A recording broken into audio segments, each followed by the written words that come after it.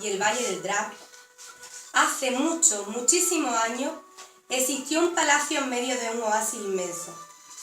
El señor de aquel palacio era el hombre más poderoso de aquellas tierras. Y era el más poderoso porque poseía más camellos que nadie, y porque en sus palmerales se recolectaban más dátiles que en todos los demás, y porque en su oasis manaba un río de agua clara en invierno y en verano. También era el más poderoso porque su ejército lo componían más de 1000 hombres fuertes y aguerridos. Aquel ejército era tan temido por todos y eso aún lo hacía más poderoso. Este gran señor se llamaba Simá. No era llamado califa, ni rey, ni emperador, ni general. Todos le llamaban Simá, y con su nombre bastaba. Tenía Simá un hijo y una hija. El hijo de Simá también se llamaba Simá, y la hija Meluyet. El hijo de Simá se preparaba para mandar un día en el poderoso ejército de su padre. Meluyet, como digna hija de Simá, vivía encerrada en su palacio. Su padre la había rodeado de esclavas para que la sirviesen noche y día. Pero Meluyet no quería esclavas que la sirviesen, ni vestidos lujosos, ni perfumes embragadores, ni músicos, ni cómicos, ni poetas. La gran afición de Meluyet era entrar, sin que su padre se enterase, en la biblioteca, donde el anciano y sabio Amar se había pasado la vida entera. Deseo aprender a leer. ¿Sabes que tus deseos son contradictorios a la voluntad de tu padre?, le preguntó Amar. Lo sé. ¿Y no te importa? No. El anciano y sabio Amar no temió perder la vida si era sorprendido enseñando a leer a la hija de Simá. Desde entonces, Meluyet leía los libros que con tantos celos Amar guardaba en la biblioteca. Y tenía que hacerlo a escondidas, sin que Simá se enterase, porque en aquel lugar y en aquel tiempo ninguna mujer aprendía a leer. En los libros descubrió Meluyet que el mundo era más grande que los límites de su palacio, incluso más grande que los dominios de su padre. ¿Es verdad que existen ríos tan anchos que cuesta divisar una orilla de la opuesta?, le preguntaba ella al anciano. Lo es. ¿Y es verdad que existen montañas cubiertas de espesos bosques por los que apenas se puede penetrar? Sí, lo es. ¿Y existen hombres y mujeres diferentes a nosotros? Mira, en otros lugares del mundo, los hombres y mujeres tienen otro color de piel, hablan otras lenguas y visten con otras ropas, practican otras costumbres. ¿Y el mar? ¿Qué extraña cosa es el mar? Imagínate una extensión de agua más grande que todas las arenas del desierto. Su color es azul como el cielo despejado. Algunas tardes, Meluyet se asomaba a una ventana más alta del palacio y pensaba en todas las cosas que había en el mundo y que ella no conocía. Deseaba entonces convertirse en una de esas aves que surcaban el cielo como enloquecidas cuando el sol estaba a punto de esconderse tras la silueta de las montañas. Soñaba alejarse volando de aquel palacio, que a veces parecía una cárcel. Urri estaba casado con Botania y tenían 2 hijos. El pequeño se llamaba Suail y era casi un niño, aunque con esa corta edad no le impedía trabajar con esmero en las cuadras de su padre. A él aquel trabajo le gustaba. El hijo mayor de Urri se llamaba Safar.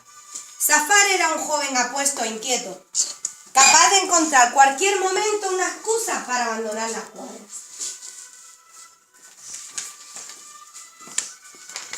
Siempre hemos sido criadores de caballos, le decía, y por eso yo debo seguir siéndolo, replicaba Safar con reverdía. En este lugar nunca seremos tan ricos como los criadores de camellos. Yo no aspiro a vivir dignamente. ¿Prefieres acaso mendigar de puerta en puerta como un pordiosero? Safar se cubría el rostro con las manos y le pedía disculpas a su padre. Perdóneme, padre, siempre tendrás mi perdón. que tenga muchos camellos y palmerales repletos de dátiles, y fuentes que rieguen sus tierras, y un lujoso palacio donde tú puedas vivir. Meluyé bajó la mirada. Sabía que no podía contradecir los deseos de su padre. Ninguna mujer de su pueblo osaría hacerlo. En ese mismo instante sintió una tristeza grande. ¿Lloras de alegría?, le preguntó Simá. Sí, Meluyé mintió. De sobra sabía Meluyé la vida que le aguardaba con el marido que su padre iba a buscarle. Pasaría el resto de su vida rodeada de sirvientas obedientes.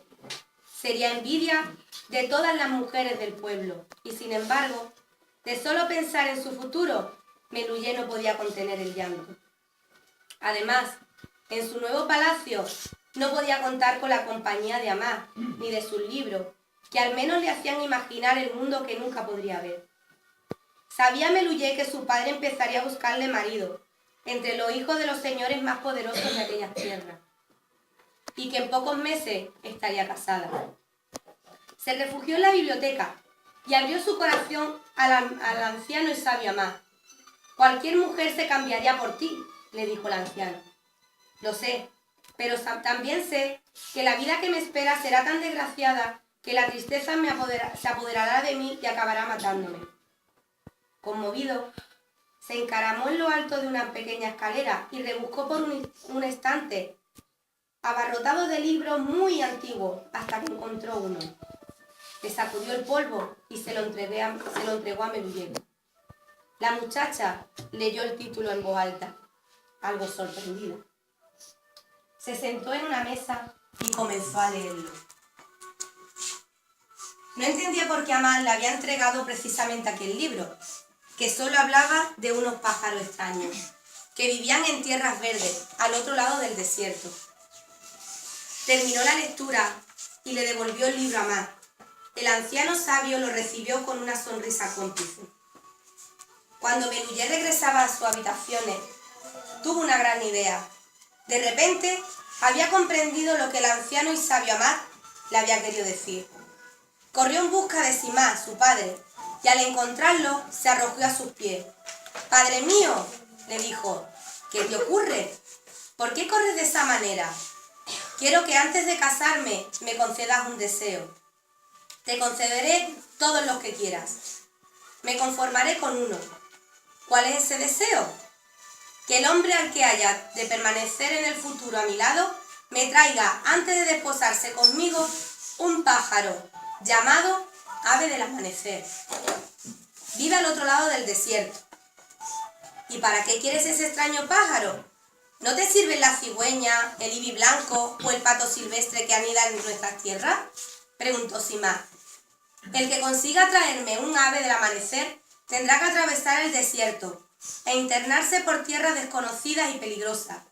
Demostrará ser un hombre muy valiente y por ello será digno de ser la esposa de la hija de Simá». Meluyé mintió por segunda vez a su padre. Pero Simá le pareció bien la idea de su hija. Esa prueba le garantizaba que su yerno no sería cobarde. Ordenó que se redactase un bando que fue exhibido en las plazas de todos los pueblos conocidos al otro lado del un ave del amanecer, que vive al otro lado del desierto, en las tierras verdes, donde llueve a menudo y los hombres y las mujeres de piel negra como el azabache no visten ropa alguna.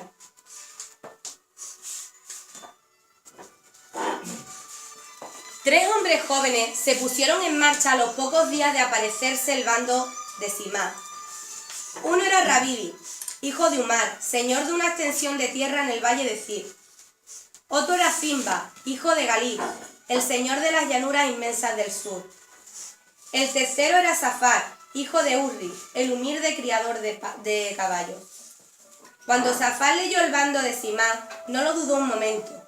Preparó el único camello que tenía, una hembra de muchos años, medio ciega, algo desdentada y con el pelaje cano salpicado de calva. «¿Irás tú también a buscar ese pájaro?». «Sí, iré. El viaje será largo y te asaltarán muchos peligros». «Lo sé». Safar se despidió de sus padres y de su hermano pequeño y emprendió la marcha. El bravo Rabidi y el bravo Simba llegaron casi a la vez a tierras verdes. donde se encontraron. Sus viajes fueron muy tranquilos, pues llevaban muchas provisiones y nunca les faltó comida ni agua. Además, los bandidos del desierto no se atrevieron a atacarlos. En las tierras verdes se encontraron a los hombres de piel negra, que no visten ropa alguna, y les preguntaron por un pájaro de vistosos colores y dulce trino llamado ave del amanecer. Los hombres de piel negra les condujeron al interior de la selva, hasta los árboles donde el ave del amanecer vivía, de día y de noche, pues de lo contrario muere de pena. Pero Rabibi y Simba atendieron a los consejos. Llenaron sus jaulas de aves del amanecer, que con ellas repletas iniciaron el regreso. Zafar padeció muchas calamidades durante el camino. Soportó tormentas de arena sobre su vieja camella y tuvo que razonar la comida y el agua que llevaba, pero consiguió también llegar a las tierras verdes. Preguntó por el ave del amanecer. 2 hombres de su tierra, con muchos guerreros, llegaron antes que tú en busca de este ave. ¿Hace mucho tiempo?, preguntó Zafar. 14 días han pasado desde el regreso a su tierra. El ánimo de Zafar estuvo a punto de derrumbarse. Rabibi y Simba le sacaban ya una gran ventaja. Todos los pájaros que metieron en su jaula habrán muerto ya de pena. ¿Por qué?, se sorprendió Zafar. El ave del amanecer tiene que poder volar de un árbol a otro y elevarse sobre las copas de los más altos para sentir sobre sus plumas la caricia del viento. El ave del amanecer solo puede vivir en libertad. Zafar se quedó pensativo al pie de aquellos árboles. Pensaba que, si Meluyé había pedido que llevasen aquel extraño pájaro, tenía que ser porque supiese de su existencia, y si lo conocía, no podía ignorar que se trataba de un ave que moriría de pena cuando estuviese encerrada. Entonces, 1000 dudas asaltaban a Zafar. De pronto sus ideas se aclararon en el interior de su cabeza. Meluyé había querido transmitir un mensaje a sus pretendientes, que ella necesitaría vivir siempre libre, como el ave del amanecer, fuera de los muros de cualquier palacio. Zafar se despidió de los hombres, montó en su vieja camella y emprendió el regreso con las manos vacías. En el palacio de Simá se recibió a los bravos Rabibi y Simba. En uno de los más lujosos salones, Simá, acompañado de su bella hija Meluyé, los abrazó. Ordenaron a sus sirvientes que le trajesen las jaulas con los pájaros, 2 inmensas jaulas cubiertas de finos lienzos de seda. El rostro de Meluyé cambió de expresión.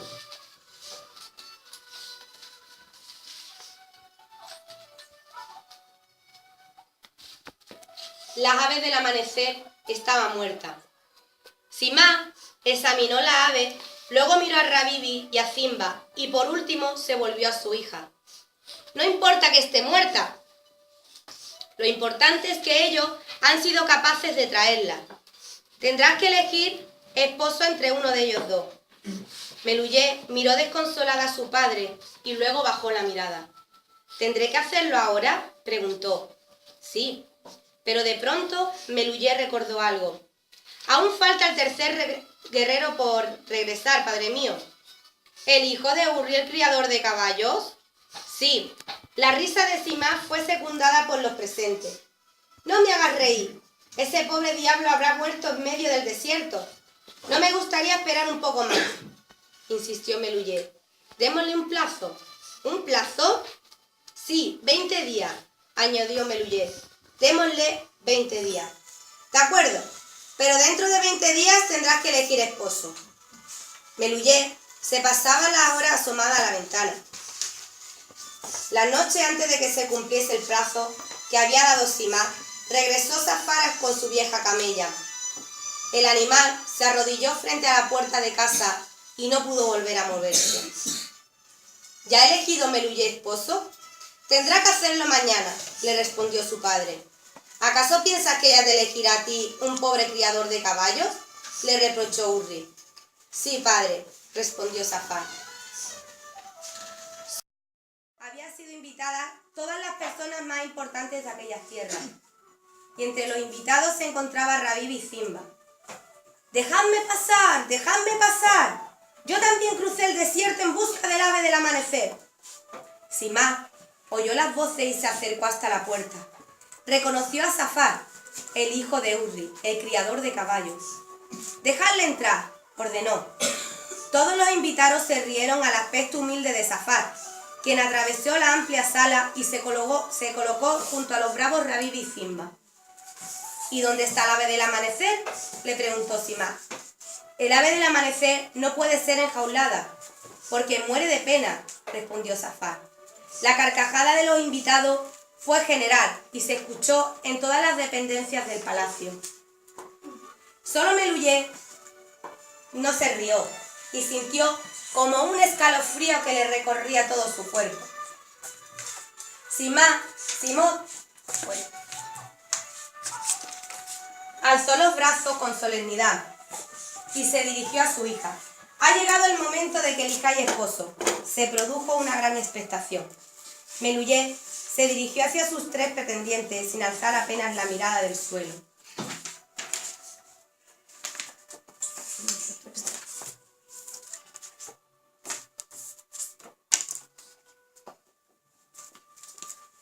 Avanzó hacia Rabibi y cuando estuvo frente a él, dobló sus rodillas en señal de sumisión. Luego repitió la operación con Simba.